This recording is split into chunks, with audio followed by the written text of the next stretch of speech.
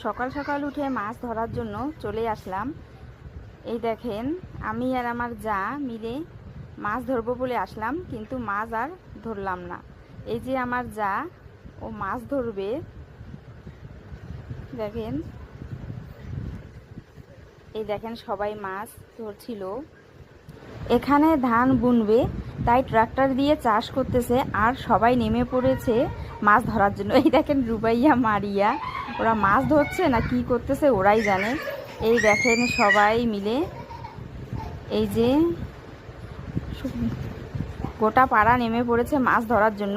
এখানে আমরা প্রতি বছরই মাছ বছর মাছ খুব কম।